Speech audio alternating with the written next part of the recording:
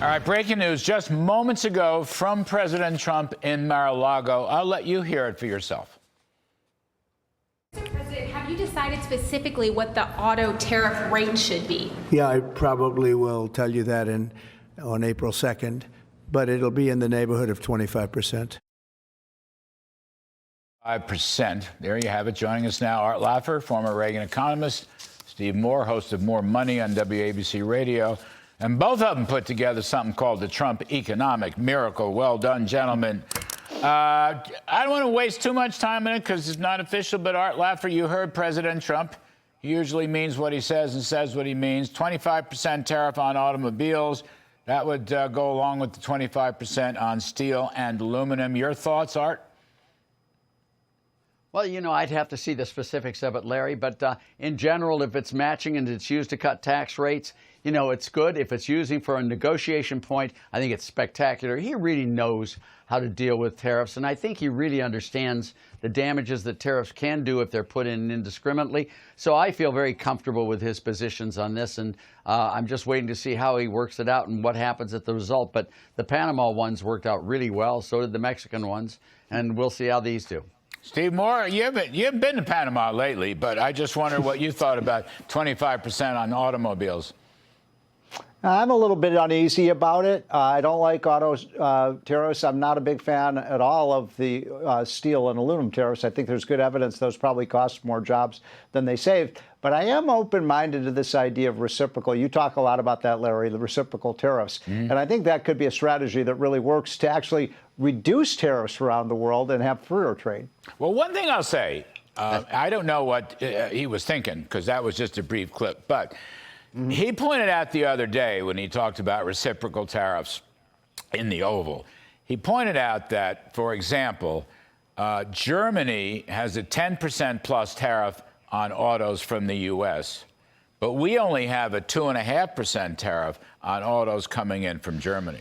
So that's the kind of thing that creates these unbalances and unfair trading practices, and it could well be that President Trump is using 25% to jawbone a deal, to negotiate a deal. Yes. I mean, have, 10% from them, 2% from us. Why are we always the nice guys? And I think it hurts our car business, really.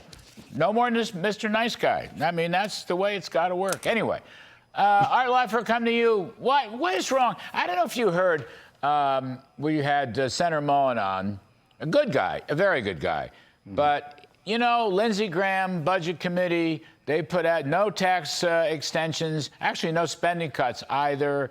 I don't understand it. They're now pricing out, quote unquote, pricing out the Trump tax cuts at $4.5 trillion, $5.5 trillion. It shouldn't be, extending them is nothing. It's zero. It should be neutral. As Senator Crapo has said time and time again, this is a permanent policy baseline. We've already seen revenues way exceeded estimates. Why are they falling into this trap, Arthur? This is this Congressional Budget Office trap. They're using it as an excuse. Literally, the Republicans are using the CBO as an excuse not to get the tax cuts done. I just find this baffling. Well, I did watch the segment, Larry, very much, and to prove I watched it, I'm going to lean forward and let you pull my hair out. Just joking, if you notice. Got it. I think what we need to do is, why don't we use this as an advantage for us, Larry? Why don't we get rid of all the tax deductions from contributions to 501c3s that are not religious organizations? That would raise huge amounts of money in there. And those tax deductions, those tax exemptions, those tax exclusions also apply to the earnings that the 501c3s get. Why should Harvard University get this? All the others get this. They don't even pay property taxes. They don't pay sales taxes. They're tax-exempt organizations. They aren't religious, and they use the monies in bad, bad ways. I think this is a perfect time to get a fair playing field and let them do the fair playing field there and get rid of this. We'll have more than enough money to have a bill passed with reconciliation, and we'll be able to get everything we want. And it's just the right thing to do, and I think we can do it right now. The president has said any of these DEI elite universities, any of them, DEI, anti-Semitism, over $1 billion in endowment, and they should be taxed, and I couldn't agree more. Steve Moore, you too. But again, they're not talking about that in the Senate budget resolution. You know what I mean? And Lindsey Graham is out there saying that the biggest issue in the election was the border. It was not. I mean, I want to close the border. I want to deport the criminals. That's not at stake. But the biggest issue was the economy. Spending, inflation, prices hot, and taxes. That was the biggest issue. And I think Republicans, you know, whenever they walk away from the Laffer curve, whenever they walk away from tax cuts, Republicans get in trouble, Steve Moore. Yeah, I quoted in our hotline today my favorite modern-day philosopher, Spike Lee, who said, do the right thing. Right. And the right thing right now is to cut those taxes. I'm frustrated, frankly, with the Republicans. Why is this taking so long? Larry, you've got an extremely popular president. You've got somebody who has a mandate from the voters. You've got a Republican House, a Republican Senate. You've got some trouble spots on the economy right now, meaning that we need to get something done quickly. Your friends and my friends on Wall Street are nervous about the direction of this. And as my mentor, Arthur Laffer, taught me, we made a big mistake in 1981 in not getting that tax bill done quickly enough and delaying it. So do it now, and then we can deal with all these others. Put it up or down vote in the House and the Senate. Do you want to make these tax cuts permanent, or do you want every American family to pay a $3,000 tax increase next year? Failure is not an option here. It's got to get done, and it's got to get done quickly. By the way, supply-side tax cuts are always counterinflationary. They produce more goods, which bring down prices. Arthur, on that point, we do have a lingering Biden-flation problem. I mean, the CPI and the producer price index is coming in way over target. The last 3 months CPI, I don't have it in front of me, but it was 4% something at an annual rate. How can that be good? I'm going to put up on the chart, Steve, you've run this in the Unleash Prosperity Hotline. The CRB index, commodity index, is booming. And then, you know, 9 times out of 10, that is an inflationary indicator, an inflationary signal. And I might add, gold is closing in on $3,000 an ounce. So I'm just saying, Arthur, we got to worry about inflation also here. What's your take on that? Well, my take on it, Larry, is if you look at the dollar and the foreign exchanges, the dollar's appreciated enormously in the last year.